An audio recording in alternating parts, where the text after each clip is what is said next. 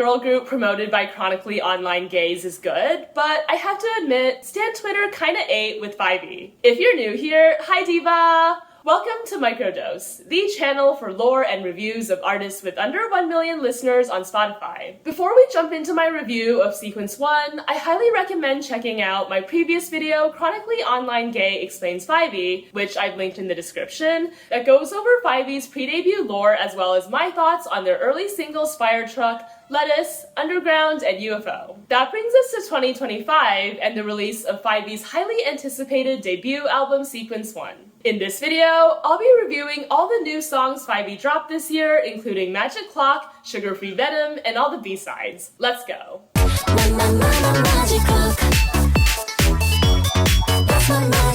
Magic Clock is that girl who doesn't chase trends, but somehow always slays, and wears makeup with gorgeous details you only notice when you bump into her in the bathroom. Like the Magic Clock music video, she's sweet, charming, and just kooky enough to keep things interesting. Lyrically, the song is about remembering the joyful moments of life, like last winter's takoyaki party, and using a magic clock to turn back time and relive those memories. In other words, we're seeing f5ve in their magical girl era. Psychic Fever's Tsurugi guest stars as a housekeeper who accidentally messes with time while wiping down the magic clocks on the wall. Dressed in truly impeccable fits, I mean, just look at Sayaka's watch skirt, the girls dance as past, present, and future versions of themselves while the clocks go haywire and Tsurugi fights for his life. Magic Clock is an understated banger about savoring the little moments of life as you live them.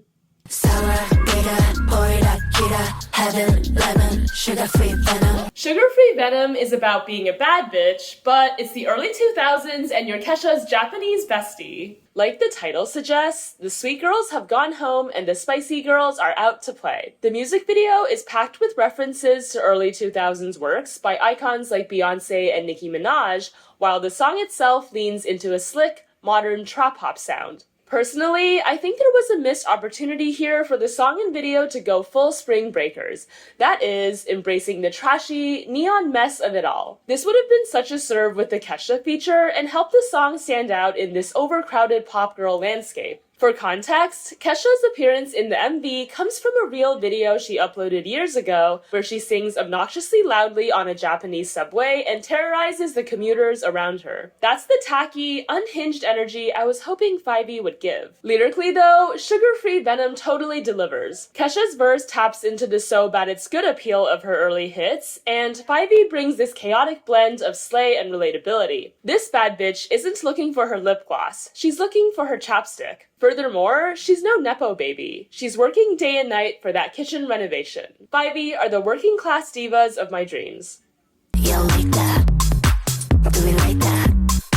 With a real boy. Television chronicles the struggles of dating a gamer, which is really not something I expected f5ve would have to deal with, but here we are. The low-budget visualizer for television proves just how hard f5ve can slay with nothing but a pair of shiny knee-highs, a camcorder, and a dream. The best part is that this video, along with all the other mini-MVs of the album, were directed by f5ve. While television sounds sexy and slick on the surface, reading its translated lyrics kinda ruined that illusion for me. Feeling neglected by their partners, the girls demand their boyfriends pay attention to them instead of being glued to a TV. I get that they're committed to the retro aesthetic, but begging a man to stop watching TV feels a little boomer housewife coded. It would have been so much more believable if f5ve were complaining about IRL boys not being as hot as boys on screen. Girls, my DMs are open if you want me to help yassify your songs.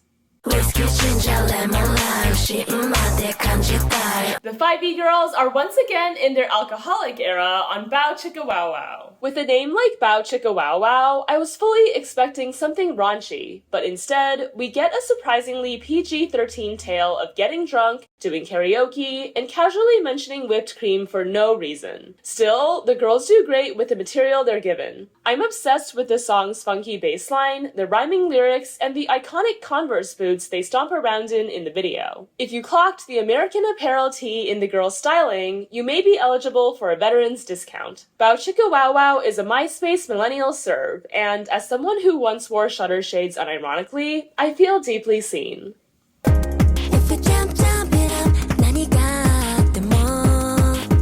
Jump is that obligatory girl group song about teamwork and chasing your dreams. Every group has to have one, and this is f5ve's. The verses of Jump have a 9-to-5 office job, while the 4 on the Floor chorus has been MIA since her Snapchat story at the club 2 nights ago. In other words, the verses snooze and the chorus slaps. To really hammer home the teamwork theme, the girls wear matching pink tracksuits and sensible flats. But don't be fooled by the casual fit. Jump is the most vocally demanding song on the album, and Marui Carey absolutely devours her high notes. While Jump will not be getting a spot on my Hot Girl Anthems playlist, I can see myself low-key crying to this at a f5ve concert, God willing.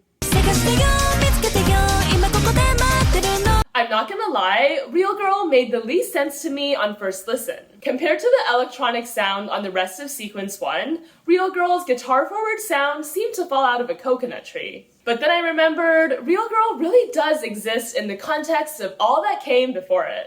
When I checked the comments, both international and Japanese fans were saying the same thing. Real Girl is a J-pop throwback. Specifically, it references a trend called Heisei Retro. Heisei is kind of like Y2K, but Y2K is mainly a fashion trend inspired by gyaru culture, whereas Heisei revives all kinds of Japanese media from the 1980s through the 2000s. With its retro bassline and exhilarating drums, Real Girl is all about bringing old-school J-pop back for the real ones. Let's not forget that the f5ve girls got their start in iconic groups like Happiness and E-Girls, defining the very J-pop blueprint they now remix. Whether you stan f5ve or not, they've already left their mark on herstory.